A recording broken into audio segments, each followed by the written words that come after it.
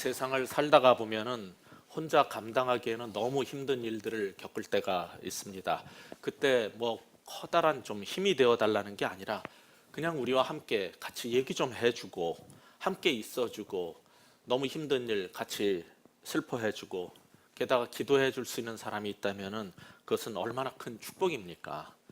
작년에 저희 교회 교인 가운데 한 사람이 그 한미 약품의 주가 조작 사건에 애매하게 이제 말려 들어가지고 검찰로부터 몇 달 동안 조사를 받은 형제가 있었습니다.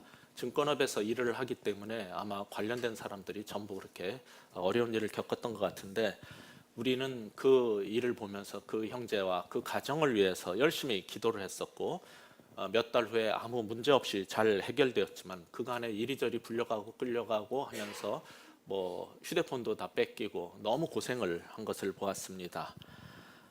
목사로서 드리는 말씀이 아니라 그냥 한 인간으로서 우리가 살다가 힘든 일 겪을 때 누군가 우리를 위해서 기도해 줄 사람이 없고 그 모든 문제를 혼자서 다 해결해야 된다면은 그런 인생을 사는 사람은 정말 너무 불쌍한 사람인 것 같아요. 세상을 헛사는 거죠.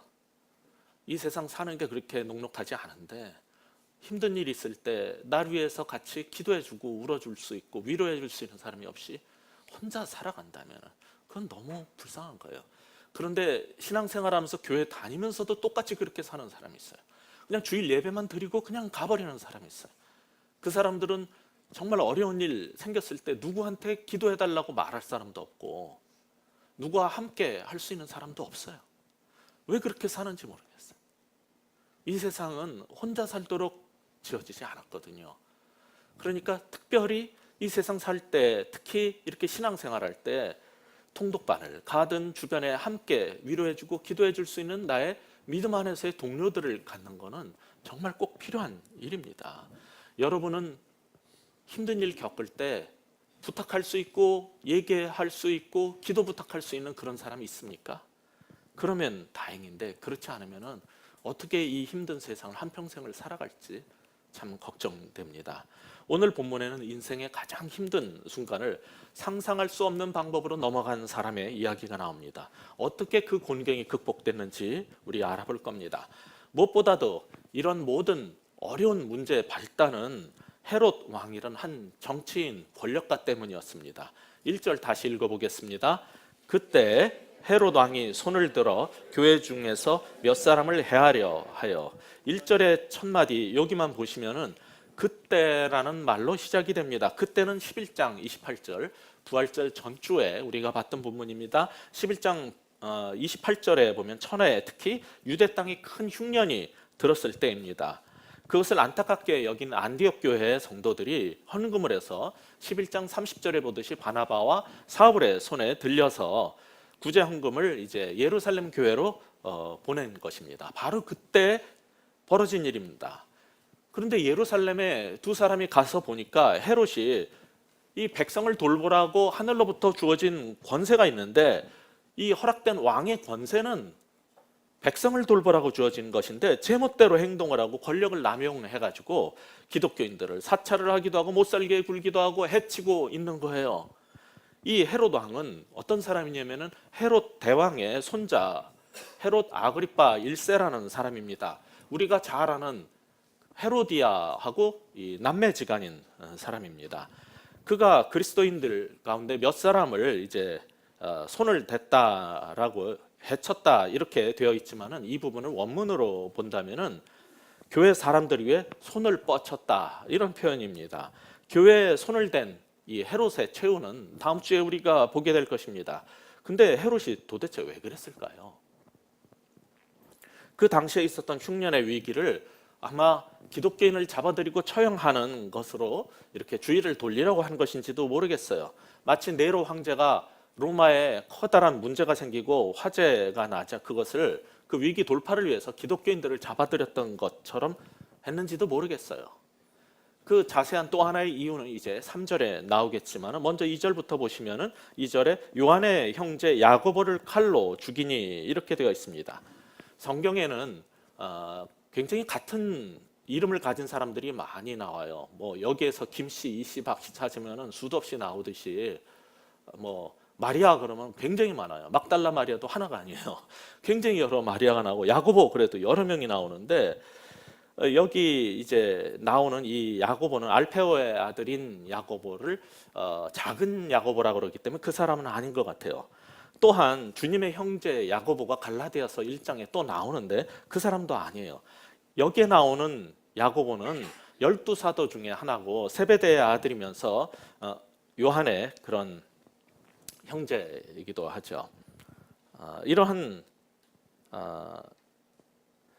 이 야고보가 왜 순교를 당하게 됐는지에 대해서는 성경은 자세히 명시하고 있지는 않아요.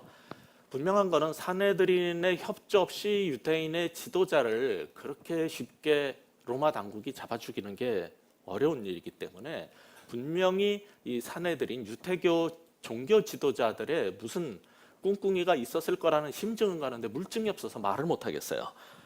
그런데 분명한 거는 이 헤롯이 이 유태인인 기독교회 지도자인 사도 야고보를 잡아다가 로마식으로 칼로 참수, 목을 베버린 거예요.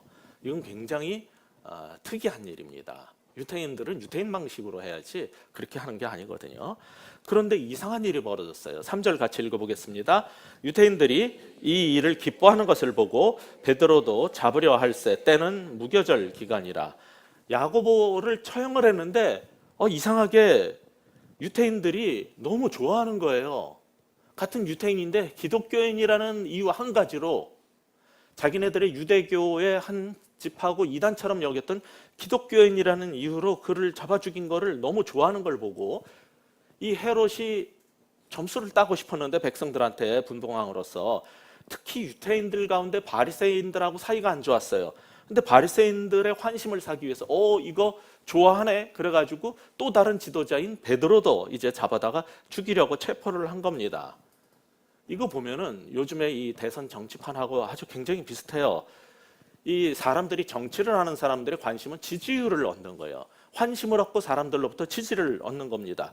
근데 그 환심을 사고 지지율을 얻기 위해서는 자신이 잘하는 걸 더 잘하려고 하는 게 아니라 항상 하는 짓이 뭐냐면 남이 이랬다 저랬다 하여간에 이 깎아내리는 거예요. 궁지에 몰고 모함을 하는 거예요. 그렇게 해서 자기 쪽으로 사람을 모으려고 하는 굉장히 안 좋은 방식을 쓰고 있는 거죠. 이것은 아주 미숙한 정치판의 행태인데 헤롯도 그런 사람 중에 하나였어요. 그래서 남을 미워하는 사람을 잡아 죽이면은 자기가 호응을 받는다는 걸 알았기 때문에 그 일을 계속하는 거예요. 사실 유태인들은 사두개파 외에는요 처음부터 그렇게 기독교인들에게 적대감을 갖고 있지 않았어요. 그런데 점점 그 숫자가 늘어나면서 예수 십자가와 부활의 사건에 대해서 복음의 메시지를 정말 너무나 명료하게 전하고 많은 기적들이 일어나고 사람들이 몰려드니까 유태인들 대다수가 이제 반기독교적으로 바뀌게 된 것 같아요. 그래서 유태인들은 예수교 공동체의 리더인 야고보의 처형에 환호를 했고 헤롯은 그 기세를 몰아서 이제 베드로까지 처형해 버리려고 한 거죠. 근데 공교롭게도 처형을 하려고 잡아들이고 보니까 이게 무교절이었다라고 성경은 말하고 있어요. 무교절은 유월절 절기 중에 하나로서 발효시키지 않은 그러한 빵을 먹으면서 경건하게 지내는 그런 고유 명절이었어요. 그래서 헤롯은 그 명절 기간이 끝나기를 기다려야만 했던 거죠. 그래서 이제 4절처럼 행동을 하는 거예요. 같이 읽겠습니다. 잡음에 옥에 가두어 군인 4씩인 네 패에게 맡겨 지키고 유월절 후에 백성들 앞에 끌어내고자 하더라. 근데 왜 이 유월절을 지내야 됐냐면은 마가복음 14장 초반에 보시면은 예수님을 잡았을 때도 그 당시를 뭐라고 마가복음 14장이 말하냐면 유월절과 무교절이었다라고 표현해요. 그래서 그 기간 중에 처형을 했다가는 밀란이 일어날 수 있다라고 본 거예요. 그래서 명절에는 하지 말자고 대제사장과 서기관들이 담합을 해가지고 보류를 했다가 이제 예수님을 처형을 한 거죠. 똑같은 이유로 베드로를 처단하는 것도 유월절 축제 기간이 지난 후에 하려고 한 것 같습니다. 그러니까 베드로는 어떻게 되냐면 감옥에 한 주간을 갇혀 있어야 했던 거예요. 유월절 축제가 일주일 동안 진행이 되기 때문에 한 주간을 갇혀 있어야 했어요. 근데 베드로가 이런 순환을 당한 게 이게 처음이 아닙니다. 우리 사도행전만 봐도 4장 3절에서도 한번 체포됐었고 5장 18절에 보면 예루살렘 종교 지도자들에 의해서 또다시 투옥이 됐어요. 근데 천사가 옥문을 열고 그를 꺼내놨어요. 그런 일이 있었기 때문에 그 소문을 들어서 알고 있었을 거예요. 그러니까 이제 베드로를 잡아다가 4인조 간수가 4교대로 24시간 근무하면서 지키는 철통 같은 로마식 감옥에다가 집어넣어 버렸어요. 이거는 절대로 못 빠져나간다, 이렇게 자기네들은 생각을 했겠죠. 근데 그걸 보고서는 교회는 어떻게 했습니까? 5절 같이 읽겠습니다. 이에 베드로는 옥에 갇혔고 교회는 그를 위하여 간절히 하나님께 기도하더라. 이 짧은 5절에 베드로가 감옥에서 어떻게 풀려나게 됐는가, 그 기적사건, 응답받은 기도의 비결 두 가지가 등장하고 있습니다. 먼저 많은 사람들이 모여서 교회 중대사를 놓고 기도하는 모습을 5절은 굉장히 독특한 표현으로 언급을 하고 있어요. 그것은 뭐냐면 교회가 기도하더라라는, 다른 데서 볼 수 없는 아주 독특한 표현을 쓴 거예요. 기도는 사람들이 하는 거예요. 그런데 개개인이 물론 단독으로도 기도할 수 있지만 여기서 말하는 기도는 어떤 거냐면은 교회 차원에 많은 사람들이 모여가지고 교회 중요한 일을 가지고 교회에서 다 모여가지고 함께 합심해서 중보 기도하는 사건을 말하는 거예요. 이런 표현은 안 나옵니다, 성경에. 오직 여기에서만 교회가, 이 베드로 사건을 위해서 교회가 기도하더라라는 공동체적 기도 사건을 지금 여기에서 그려주고 있는 거예요. 이것은 12절에 가서도 여러분이 보실 수 있어요. 여러 사람이 거기에 모여 기도하고 있었다라는 것으로 이제 5절과 12절이 연결이 되는 겁니다. 개인 기도 물론 중요해요. 우리는 교회에 와서나 집에서나 직장에서나 길을 걸어가면서 어떤 일을 할 때든지 우리는 열심히 개별적으로 기도를 해야 됩니다. 그런데 교회라는 공동체에 속해 있고 우리가 신앙생활을 할 때 이 기도는 어떤 면이 같이 있어야 되냐면 개별적 기도와 함께 공동체적 기도가 공존을 해야 되는 거예요. 한국 기독교인들은 전통적으로 혼자 산기도를 가고 기도원에 가고 집에서 혼자 기도하는 것을 열심히 해왔어요.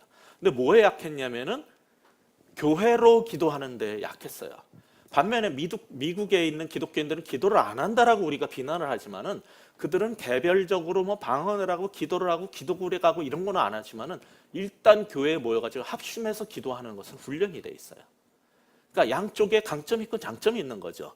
그래서 오래전에 저와 또 다른 목사님이 이제 그 사역하던 교회에서 한국의 중보기도 사역이라는 걸 소개하게 됐었어요. 그 이유가 이 교회 차원의 기도가 우리나라에 너무 약하다라는 문제 때문이었는데 그 핵심 구절이 바로 이 5절이었어요.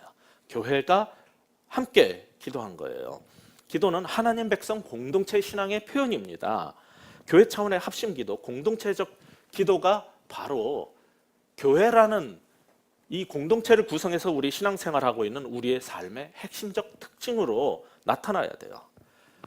만약에 우리가 살다가 힘든 문제가 생기면은 여러분은 혼자 기도만 하면 안 돼요.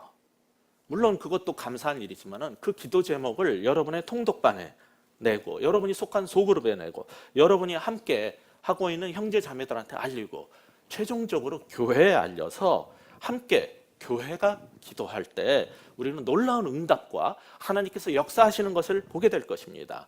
그때 주님은 역사하시는데 세상 사람들이 할 수 없고 우리의 개별적인 능력으로 할 수 없는 일들이 벌어지는 것을 보게 될 겁니다. 교회가 합심 기도할 때 그 교회 차원의 중보 기도의 능력을 보는 것은 굉장한 축복입니다. 이처럼 만약에 여러분이 신앙생활하면서 하나님의 일을 경험하고 싶다, 하나님의 권능을 경험하고 싶다, 그러면 여러분은 어떻게 해야 되냐면은 이 세상이 내 힘으로 도저히 해결할 수 없는 그 기도의 제목을 교회 앞에 내놓으세요. 그리고 교회가 함께 합심해서 기도하는 걸 경험해 보세요. 그러면은 하나님께서 어떻게 역사하시는가를 보고 정말 교회가 무엇인지 알게 될 거예요. 하나님이 지금도 살아계시다는 것을 내가 혼자 기도를 할 때하고는 다르게 깨닫게 될 거예요. 그래서 오늘 이 본문을 통해서 성경이 우리에게 가르쳐주고자 하는 게 있어요.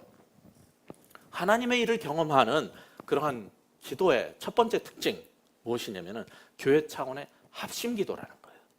교회 차원의 합심 기도만이 하나님의 일을 우리한테 경험시켜 주는 겁니다. 저는 성도들을 보면 가끔가다 안타까울 때가 있어요. 성경도 열심히 읽고 전도도 참 나름 열심히 하고 여러모로 훌륭한데 모여서 기도 제목을 나눌 때 보면은 기도 제목이 주님을 잘 믿게 해주세요. 교회를 잘 다니게 해주세요. 성경을 열심히 읽게 해주세요. 기도를 잘하게 해주세요. 이 수준으로 계속 내놓는 사람들이 있어요. 하루 이틀도 아니고 한 달, 두 달도 아니고 맨날 기도 제목은 그 수준밖에 안 나와요. 자기 개인의 문제는 절대로 구체적으로 내놓지 않은 사람들이 있어요. 이 사람들은 항상 기도 제목은 내놓는 걸 두려워해요. 자기의 개인적인 아픔과 힘든 문제를 내놓고 함께 기도하는 그 능력을 경험해 보지 못했기 때문에, 또는 말로는 우리가 교회고 형제 자매라고 하지만은 가족한테는 말할 수 있는데 교회에서 모여서 기도 제목 나올 때는 창피해서 못 내놓겠다는 거죠. 그리고 믿을 수가 없다는 거죠. 내가 옛날 교회에서 기도 제목 내놔 봤는데 이거 교회에 싹 다 퍼져가지고 루머가 돼서 돌아다니는 걸 경험했을지도 모르겠어요. 이 사람들의 특징은 분명한 건 이겁니다. 지금 함께 기도 제목을 나누고 있는 형제 자매를 못 믿겠다는 거예요. 너하고 나하고는 아직 가족이 아니라는 거예요. 집에 가서 내가 남편한테, 아내한테, 부모님한테 말할 수 있지만은 여기서는 내가 못 내놓겠다는 거죠. 겉으로 볼 땐 신앙이 좋아요. 그런데 신앙생활 하는 거 보면은 절대로 자기의 고통과 아픔을 내놓지 못하고 혼자 끙끙 앓고 살아요. 전 그런 사람이 정말 불쌍해요. 교회를 그렇게 열심히 다니고 전도도 잘하고 성경도 많이 읽는데 아니 기도 제목을 못 내놓고 내 아픔을 나누질 못하는 사람, 그거는 분명히 신앙생활 잘못하고 있는 겁니다. 무슨 이유로도 이거는 변명할 수 없는 분명한 이건 문제가 있는 거예요. 아직 우리 교회를 교회로, 가족으로 여기지 못하는 거고, 어쩌면은 아직도 살아있는 이기적인 내 에고가 강한 것일지도 모르겠어요. 그런 사람들한테 필요한 게 바로 이 교회 차원의 합심 기도의 능력을 경험해 보는 거죠. 그런데 함께 신앙생활하는 형제의 어려움, 특히 본문에서는 이 교회 리더인 베드로가 체포되고 투옥 사실을 알게 됐어요. 교회가 알게 됐어요. 그들이 그때 반응했던 게 바로 우리가 읽었던 5절입니다. 이 우리의 지도자가 하나님의 종이라고 믿었던 베드로가 이렇게 쉽게 체포돼서 또 한두 번도 아니고 계속 감옥에 간다는 것은 하나님이 그와 함께하지 않는 것일 수도 있다라는 의심을 할 수도 있는 일 아닙니까? 아니면 정말 베드로를 신뢰했다면 교인들이 모이면 어떻게 반응하겠어요? 세상 사람들 같으면 그를 빼내기 위해 가지고 주유소 습격 사건인지 감옥 습격 사건인지 뭔가를 계획을 할 거예요. 근데 요즘 세상에는 그게 잘 안 먹혀 들어가겠죠. 그렇다고 IS 사람들처럼 그 인질 교환을 위해서 딴 사람을, 애매한 사람을 잡아들인다든지 인질을 삼든지 테러를 하는 것도 요즘 시대에는 안 먹혀 들어가요. 그러면은 요즘의 한국교회 기독교인이라면은 어떻게 하겠습니까? 분명히 잘 나가는 변호사를 살 겁니다.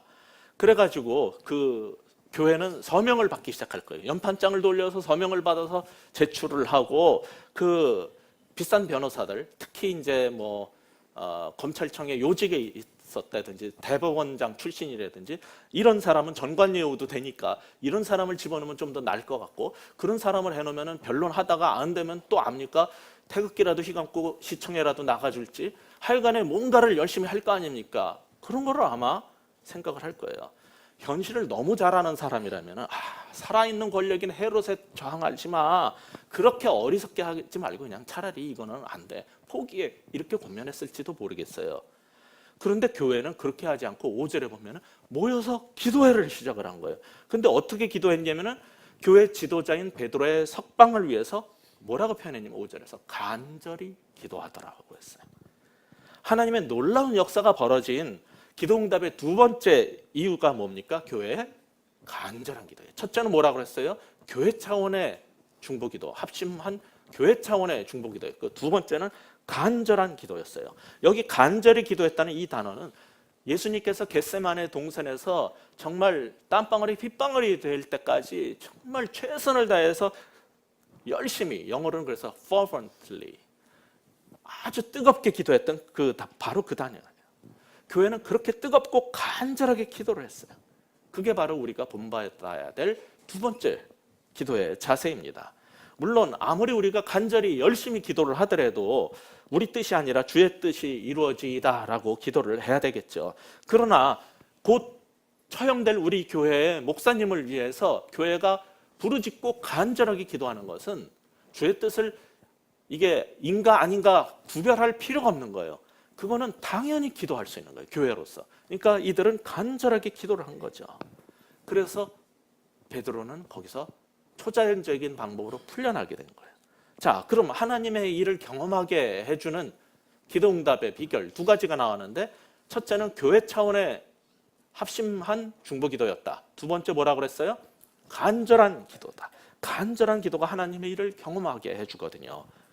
근데 주의해야 될 게 있어요. 아무리 중보기도가 중요하다고 해도 베드로가 석방된 것은 교회가 그를 위해서 간절히 중보기도를 했기 때문이고, 야고보가 처형을 당한 것은 교회가 야고보를 위해서 기도하지 않아서다, 이렇게 결론을 쉽게 내려버리면 안 돼요. 그건 기도 지상주의, 인간 본위의 사람 중심의 기도 지상주의에서 나온 발상이에요. 하나님의 주권을, 하나님의 영역을 넘어서서 그렇게 교리로 만들면 안 돼요. 아무튼 교회 차원의 합심기도와 간절한 기도로 말미암아 베드로는 감옥에서 풀려나는데, 어떤 방식으로 그 역사가 일어났습니까?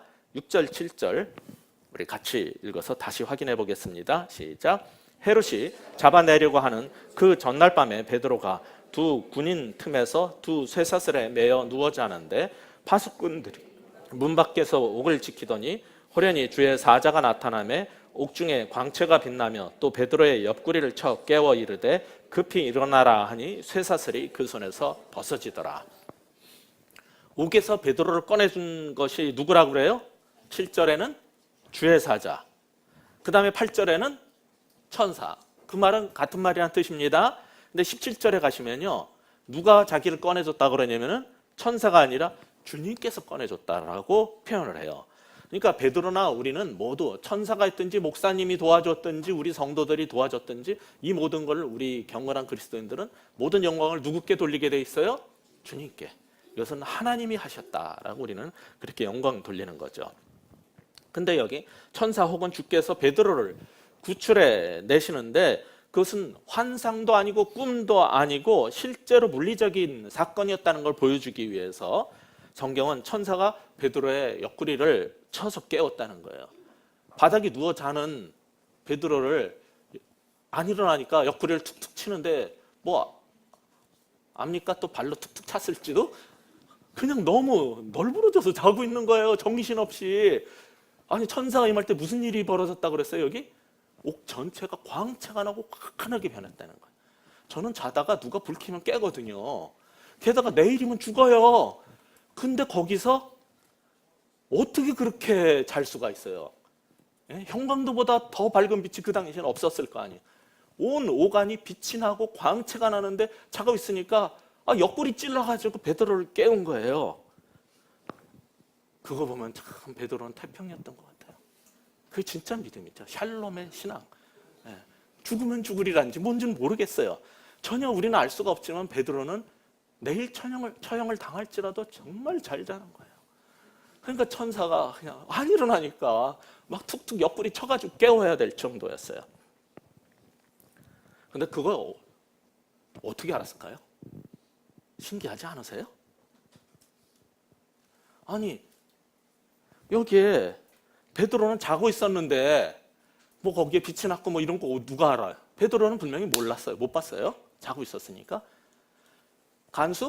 간수는 나중에 보세요. 이거 죄수 도망갔다고 다 잡아다가 처형시켜버립니다. 본 사람 없어요. 누가 봐서 어떻게 알았을까요? 사도행전의 저자인 기록자인 전능한 나레이터가 있어요. 이게 성경의 문학적 기법이거든요. 이 성경의 기술자는 성령의 충만을 받아가지고 초자연적인 방법으로 그들은 누구도 볼 수 없는 걸 볼 수 있고 알 수 있어요. 하나님께서 그를 감동시켜가지고 그 당시에 벌어졌던 사건을 초자연적으로 내려다볼 수 있는 초자연적 나레이터, 전능자의 입장에서 그걸 기록을 하는 거예요. 이 상황을 그렇게 이제 가르쳐 준 거예요. 자, 그런 일이 벌어졌는데 그를 데리고 나가기 전에 8절에 보시면은 8절 9절 같이 볼까요? 천사가 이르되 띠를 띠고 신을 신으라 하거늘 베드로가 그대로 하니 천사가 또 이르되 겉옷을 입고 따라오라 한데 베드로가 나와서 따라갈새 천사가 하는 것이 생시인 줄 알지 못하고 환상을 보는가 하니라. 베드로 자신도 정신이 하나도 없었던 거예요. 너무 깊이 잠들었다가 툭툭 치고 막 깨워가지고서는 따라 나가긴 했는데 이게 지금 꿈인지 생신지, 이게 한국말이 여기에 우리 표현이 여기에 나온 거예요. 이게 꿈인지 생신지를 모르고 있었던 거죠. 근데 이게 재밌는 게 이 천사 혹은 주의 사자가 초자연적으로 베드로를 탈출을 시켜야 되는데 신속하게 탈출을 시키는데 옷 입어라, 허리띠를 매라, 야 신발도 신고 겉옷 다 챙겨 입었니? 뭐 이러고서는 세세하게 복장까지 다 신경 써가지고 데리고 나오는 거 보면 완전 여유만만해요. 이건 뭐 급한 뭐 도망쳐야 되는 이런 상황이 아닌 것 같아요. 초자연적인 일이기 때문에 여유롭게, 오히려 읽는 제가 다 걱정이 돼요. 이러다 깨면 어떡해? 이런 방식으로 이제 탈출을 시켰는데 이게 더 신비한 일이 있어요. 10절, 11절 보실까요? 같이 읽겠습니다.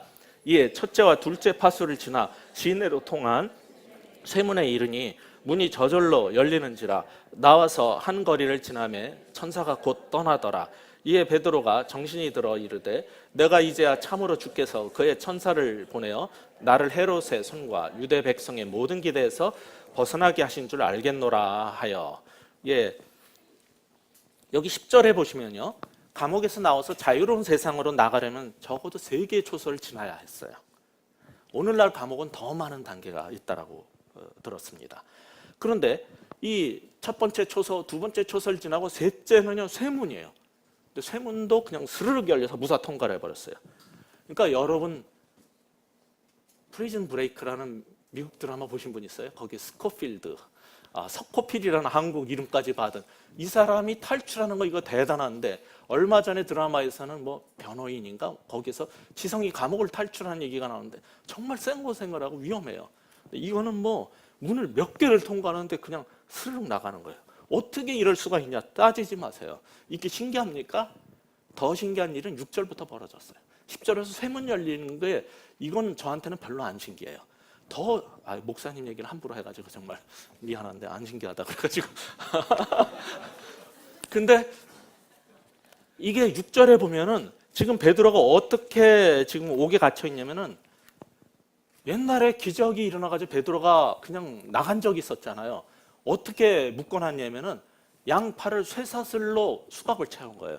근데 왼쪽 팔을 채운 수갑, 쇠사슬은 왼쪽에 다른 군인의 팔에다가 묶어놨어요.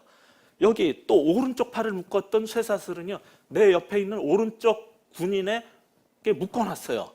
이렇게 해놓고서는, 그러니까 이 사람들은 절대로 나갈 수가 없다고 생각하니까 간수들도 잤겠죠. 베드로도 포기하고 잤을지도 몰라요. 양팔이 다 쇠사슬로 묶였는데. 근데 천사가 와가지고 쫙 하니까 오늘날 수갑처럼 착 열리는 것도 아니잖아요. 쇠사슬이 스르륵 풀려 떨어졌다는 거예요. 양쪽이 다. 근데도 옆에서 자고 있어요. 이게 얼마나 신기한 일입니까? 이 정도면요, 게다가 일어나가지고 막 옷 주섬주섬 입고, 야 이거 허리띠 매고 신발도 신고, 야 코트 입어야지 막, 물론 거기 클록이라는 건 몸을 휘감는 거지만은, 그리고서는 데리고 나가는데도 계속 자고 있는 거예요. 이게 안 신기합니까? 정말 신기한 이게. 이게 습관이 돼가지고 자꾸만 부르는데. 근데 하여간에 이게 초자연적인 일이잖아요. 그러니까 그 정도면은 나가서 그냥 쇠문 열리는 건 이건 아무것도 아니에요. 이게 못 믿겠다 그런 사람은 지금 이 일을 누가 했는지를 잊은 거예요. 이 일을 행한 분은 전능하신 분이고 이 천지를 창조하신 창조주예요. 전능자고 창조주라면은 이런 일 정도는 아무것도 아닌 거죠. 사실 저는 이 목회를 하면서 이상한 일들을 많이 봤는데, 제가 한 20여 년 전에 목회를 하던 교회에서 중보기도 사역이라는 거를 하고 한국교회에 소개를 했어요. 그래서 지금 국내에 있는 뭐 모든 교회들이 중보기도 사역 시스템을 거의 다 도입을 했는데, 그때 우리가 여러 교회 목회자들과 교회 리더들을 데려다가 그 중보기도 사역을 어떻게 하는가를 가르칠 때 간증자를 세웠는데, 한 분이 나와서 이런 간증을 한 거예요. 사실 그 전에 우리가 먼저 중보기도실을 만들어서 교인들이 힘든 문제가 있으면은 교회에 와가지고 기도 카드를 써서 그 함에다가 넣으면은 중보기도실에서 받아가지고 1시간에 1명씩 들어가서 체인 기도를 계속 해왔었어요. 근데 저도 그 기도 제목을 봤었죠. 뭐였냐면은 젊은 부부의 그 어린 딸아이가 예은인가 그런 아이였는데, 심장 판막에 이상이 생겨가지고 애가 죽어가게 된 거예요. 그래서 한 번 수술을 했는데 그게 잘 안 됐어요.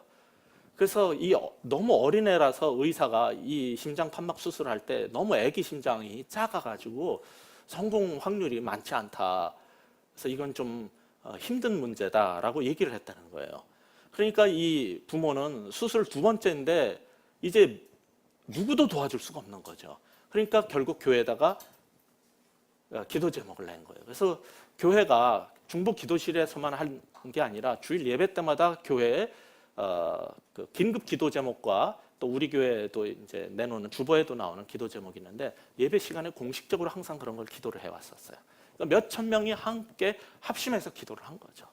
그 예은이 그 아이의 심장 판막 수술이 잘 되도록 도와주세요. 하나님 역사해 주세요. 그리고 기도를 했는데 수술하러 이제 다시 들어가서 열었는데 그게 붙었다는 거예요. 그러니까 너무 이 부모들이 놀란 거죠. 그리고서는 그냥 통곡을 하면서 울면서 이거는 의사도 자신이 없다고 그러는 수술이었는데 너무 심장이 작고 이 간격이 크게 틈이 나가지고 이걸 꼬매기도 그렇고 붙일 수도 없는 건데 이게 붙어버렸으니까 너무 신기한 일이라는 거예요. 그래서 그냥 나왔다는 거예요. 그래서 우리가 중보기도 사역 세미나 할 때 중보기도에 교회가 합심해서 기도하는 능력이 얼마나 대단한 걸 보이기 위해서 몇 명의 간증자를 세웠는데 그분은 나올 때마다 그 얘기를 꺼내면 그냥 우는 거예요. 내 자식이 이렇게 치유를 받았습니다. 이렇게 나음을 입었습니다 하면서 교회가 함께 기도했기 때문에 이렇게 고쳐진 겁니다. 이걸 계속 간증을 하는 거예요. 그런 거 보면은 인간이 할 수 없는 영역이 있고 그 일에 교회가 합심해서 간절히 기도를 하면은 하나님께서 역사하시는 거예요. 지금도. 그런데 지금 베드로가 옥에서 나와가지고 우리는 믿을 수 없는 방법이라고 말할지 모르지만 초자연적인 방법으로 나왔는데 골목 하나를 지나서 보니까 천사가 어느새 사라져버린 거예요. 그때 베드로가 이거는 하나님이 하신 일이다. 이걸 분명히 인지를 했다라고 말해요. 그러면서 이 구원은 하나님께로부터 온 거니까 감사하면서 그가 어디로 향했냐면 마지막 12절이죠. 어디로 갔습니까? 같이 읽겠습니다. 시작. 깨닫고 마가라 하는 요한의 어머니 마리아의 집에 가니 여러 사람이 거기에 모여 기도하고 있더라. 마가란 별명으로 불리던 요한은 12장 뒤에 25절에서 여러분 보시겠지만은 바나바와 사울이 예루살렘을 떠나서 안디옥으로 돌아갈 때 수행원으로 데려간 사람이에요. 근데 힘이 좀 들자 이제 버가까지 따라갔다가 거기서 예루살렘으로 돌아가 버렸거든요. 그래서 바울하고 관계가 안 좋아지죠. 근데 이 사람의 변화가 나중에 마가복음의 저자가 되는 거죠. 그런데 베드로는 추록한 다음에 바로 그 마가라고 불리던 요한의 어머니 또 마리아가 나오죠. 하여간에 그 당시에 이게 김씨 정도 돼요. 무지하게 많은 마리아가 있는데 그 집으로 간 거예요. 그게 바로 그 당시에 베드로와 이 사람들이 모여서 예배드리던 가정교회였던 것 같아요. 거기로 이제 발걸음을 돌린 거예요. 근데 아까 봤던 5절에 보면은 그 집에는 많은 사람들이 모여서 기도하고 있었다고 그랬죠. 교회가 기도하고 있더라. 근데 지금 마가 요한의 어머니 마리아의 집에 가보니까 12절에도 교회가 또 많이 모여가지고 기도하고 있는 거예요. 그러면은 이 교회는 지금 어떻게 기도를 하고 있는 거냐면은 이거는 베드로가 체포됐을 때부터 기도를 5절에서 시작을 했는데 6월절 내내 한 주간을 잡혀 있었잖아요, 감옥에. 근데 지금 6월절 6절에 보면은 바로 이제 오늘이 마지막 날이에요. 내일 처형하겠다 그런 거예요. 6절에 나오죠. 그러니까 한 주 내내 옥에 갇혀 있었던 거예요. 그러면은 이 교인들이 풀려나서 가보니까 계속 기도하고 있었다는 얘기는 얼마나 기도했다는 거예요? 한 주 내내 기도했다는 거예요. 베드로가 풀려날 때까지 한 주 내내 기도한 거예요. 저는요, 기도를 하다가, 목사지만 정말 창피한 얘기지만은 열심히 기도하다가 중간에 뭐 그만두기도 하고, 뭐 다음에 기도하지, 뭐 하기도 하고, 또 어떨 때는 이거는, 그래도 이건 하나님이 이런 일까지 하시겠어? 막 이런 생각이 들 때는 잠깐 멈출 때도 있어요. 그런데 이 사람들은 대단한 거예요. 베드로가 옥에 들어가서 나올 때까지 지속적으로 끈질기게 기도한 거예요. 자, 여기 응답받는 기도, 중보기도의 세 가지 특징이 나오는데 첫째 뭐라고 그랬어요? 합심해서 모여서 교회 차원의 기도, 두 번째 간절한 기도, 세 번째 끊임없이 지속적으로 하는 기도예요. 사실 5절에 간절히 기도했다라는 그 단어가 영어 번역을 보면 두 가지 단어를 쓰는데 하나는 fervently, 아주 열심히 뜨겁게 기도했다. 또 하나는 unceasingly로 번역을 해요. 멈추지 않고 쉬지 않고 기도하더라. 간절한 기도는 정말 우리가 소망이 없어 봐요. 세상에 도와줄 사람도 하나도 없고 소망이 없어 봐요. 어떻게 하겠어요? 기도를 끈질기게 될 때까지 기도합니다. 그렇게 간절하지 않으니까 기도하다 마는 거예요. 근데 이들은 정말 너무나 간절하게 기도했기 때문에 끊임없이 베드로가 체포된 순간부터 시작해서 나올 때까지 나와 보니까 아직도 기도하고 있는 거예요. 진짜 대단한 기도 아닙니까?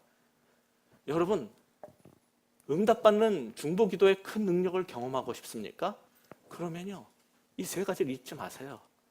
교회 차원의 합심기도, 두 번째 간절한 기도, 세 번째 응답받을 때까지 쉬지 않고 끊임없는 기도, 이 세 가지가 있어야 돼요.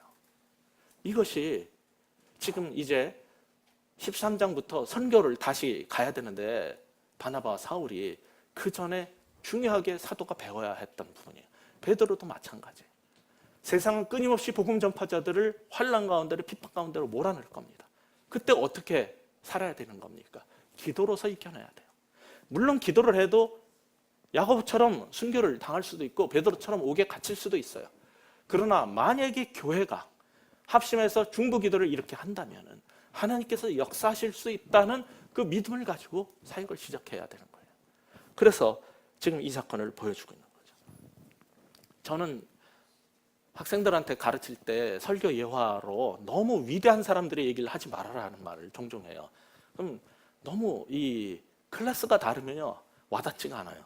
근데 이건 도대체 비교할 수 있는 사람이 없어가지고 제가 가르쳤던 거와 달리 한 가지 예를 들어야 되겠는데, 이 땅에서 여태까지 기도의 모범을 보인 사람들이 물론 많지만은 5만 번 기도 응답을 받았던 사람, 기도의 사람, 이런 사람이 있어요. 몇이 하이드라는 사람도 있고 조지 뮬러라는 영국 사람도 있는데, 이 조지 뮬러라는 사람도 그렇게 많은 기도 응답을 받았지만은 자기 친구 5명의 구원을 위해서 정말 열심히 기도했어요. 근데 계속 기도를 해도 그 친구들이 구원을 안 받아요. 근데 5년 만에 첫 번째 친구가 구원을 받았습니다. 5년을 더 기도를 했어요. 10년을 기도를 하니까 2명이 더 구원을 받았어요. 아직 자기의 정말 친한 친구 2명이 구원받지 못한 친구가 남았어요. 근데 이 사람이 시카고 집회 때 이런 말을 했어요. 나는 35년 동안 매일 육지에 있든 배를 타고 가는 도중이든 아플 때나 건강할 때나 이 두 사람의 이름을 부르며 기도해왔다. 그들이 구원받거나 아니면 죽을 때까지 나는 그들의 이름을 불러가며 매일 기도할 것이다. 근데 그 35년 만에 4번째 친구가 구원을 받았어요. 5번째 친구는 뮬러가 죽을 때까지 구원을 못 받았어요. 근데 그가 죽자마자 이 사람이 주님께로 돌아왔어요.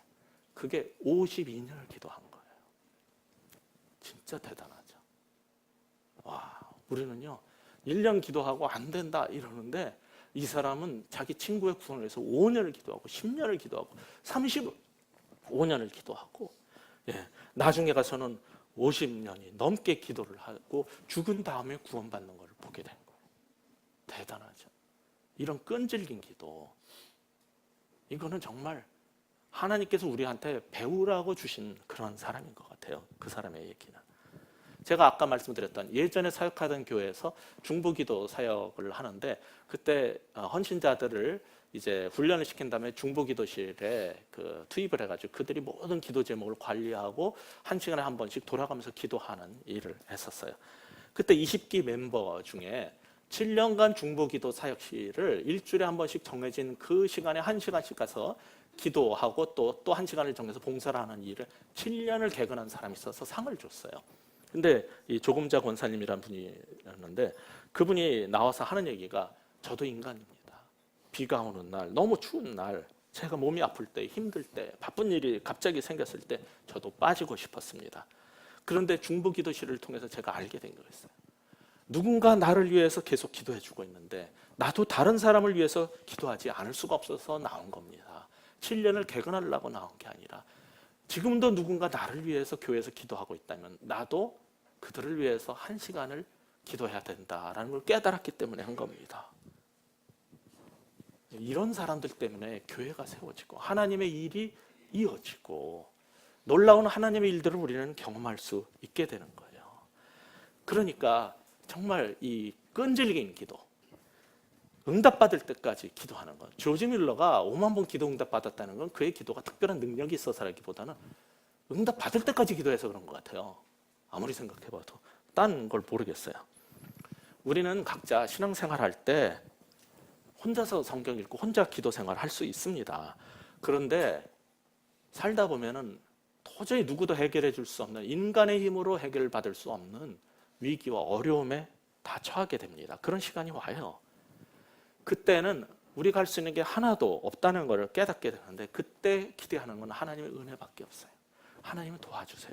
하나님의 은혜로의 구원 아니면 우리는 살아날 수가 없습니다. 그 순간에 기도를 부탁할 수 있는 사람이 있습니까? 그때 내 간절한 기도의 제목을 내놓고 기도해달라고 말씀드릴 수 있는 교회의 한 지체로서, 가족으로서 신앙생활을 하고 계십니까? 우리 신앙생활의 힘은요, 기도에서 나오는 겁니다. 기도할 때만 우리는 하나님을 경험할 수 있고, 하나님을 경험하고 하나님의 은혜를 겪고 싶다면 기도하지 않을 수가 없는 거죠. 그러니까 혼자 외롭게 기도하지 마세요. 함께 교회된 형제 자매들하고 같이 기도 생활을 하세요. 그때 구체적으로 여러분의 기도 제목을 내놓고, 창피할 거 없어요. 가족인데, 형제인데, 자매인데 뭐 어때요? 그리고 합심해서 함께 중보기도 생활하는 훈련을 가지시기 바랍니다. 교회 차원의 중보기도가 우리를 살리고 교회를 세우고 세상을 변화시키는 거예요. 베드로의 구원은 하나님이 하신 일입니다. 동시에 교회에 뜨거운 중보기도가 있었기 때문에 일어난 일이었어요. 토마스 왓슨이라는 경건한 퓨리탄이 있었는데, 청교도, 그 사람은 베드로를 감옥에서 꺼낸 것은 천사였지만은 그 천사를 움직인 것은 교회의 기도였다라는 지적을 했어요. 이제 우리도 이런 교회 차원의 중보기도, 교회 차원의 기도의 능력을 경험할 수 있는 그 길로 모두 함께 들어갈 수 있기를 주의 이름으로 축원합니다. 기도하겠습니다. 하나님 아버지, 하나님 믿지만은 살다 보면은 나 혼자 어찌할 수 없는 너무 막막하고 힘들 때가 있음을 고백합니다. 누구도 도와줄 수 없는 그러한 정말 너무나 힘들고 난감한 그 순간에 함께 기도할 수 있는 교회가 있다는 것을 인해서 감사를 드립니다. 내 기도 제목을 얘기할 때 같이 울면서 눈물로 기도해 줄 수 있는 나의 형제자매가 있다는 것을 인해서 감사를 드립니다. 그러나 아직 그런 나의 그리스도 안에서의 가족이 없고 형제자매가 없고 정해진 교회가 없다면 더 이상 방황하지 않게 하여 주시고, 우리도 교회의 한 가족이 되어서 한 형제자매가 되어서 함께 기도하면서 함께 도와가면서 함께 하나님을 경험해 가면서 살아갈 수 있도록 도와주옵소서. 그래서 험난하고 너무나 외롭고 힘든 이 세상살이 교회와 함께 정말 감사로 은혜로 살아냈다라는 간증을 주 앞에서 할 수 있는 우리 모두가 되게 하여 주시옵소서. 이 시간 이제 우리 같이 한번 기도하고 마쳤으면 좋겠습니다. 우리 기도할 때 하나님이여, 정말 이 나라를 주께서 긍휼히 여겨주시고 이 나라에 꼭 필요한 좋은 지도자를 세워주시고, 우리 주변에 있는 간절한 기도의 제목과 아픔과 고통을 가진 사람들이 있다면 그들의 기도 제목을 묻고 정말 함께 기도해 줄 수 있는 중보 기도의 사람이 되게 해달라고, 그리고 기도하지 않고 끈질기게 기도하지 못하고 간절하게 기도하지 못했던 우리의 죄를 용서해달라고 주님 앞에 아뢰면서 이 시간 한번 같이 통성으로 기도하시겠습니다. 아버지 하나님, 이 시간 간절히 구옵나니 우리도 기도의 사람이 되게 하여 주옵소서. 베드로가 옥에 갇히고 처형당할 그 위기 속에서도 하나님의 교회가 합심해서 기도함으로, 간절히 기도함으로, 끈질기게 기도함으로 그가 풀려나는 것을 경험했고, 그 힘으로 정말 그 초기 교회가 멋지게 건강하게 살아냈다면 우리도 이러한 중보기도의 합심기도의 교회 차원의 기도의 능력을 경험할 수 있는 그러한 우리 베이직 교회가 되게 하여 주옵소서. 아버지 하나님, 우리 형제자매들 이 시간에 정말 예배드리고 있지만은 아버지여, 아무에게도 말하지 못하는 아픔이 있다면 있다면, 고독이 있다면, 고통이 있다면 주님 그것을 교회 앞에 그리고 하나님의 형제자매 앞에 내려놓게 하여 주시고, 그럴 때 우리가 정말 동일한 심정으로 함께 기도할 수 있는 그런 우리들 되게 하여 주옵소서. 아버지여, 우리가 먼저 기도하게 하여 주옵소서. 간절히 기도하는 그런 본을 보이게 하여 주시고, 아버지여, 우리의 기도로 말미암아 주께서 역사하시고 하나님께서 이 시대에도 살아계시고 역사하심을 같이 맛보아 할 수 있는 우리 모두 되게 하여 주시옵소서. 하나님 아버지, 성경이 가르치는 것은 바로 이러한 기도의 사람들, 중보 기도의 능력, 교회 차원의 기도의 모습들인데, 그것을 우리 교회가 잃지 않게 하여 주시고 계속적으로 기도하는 교회로, 또한 성경 읽는 교회와 함께 기도하는 교회로 남게 하여 주시옵소서. 예수 그리스도 이름으로 간절히 기도합니다.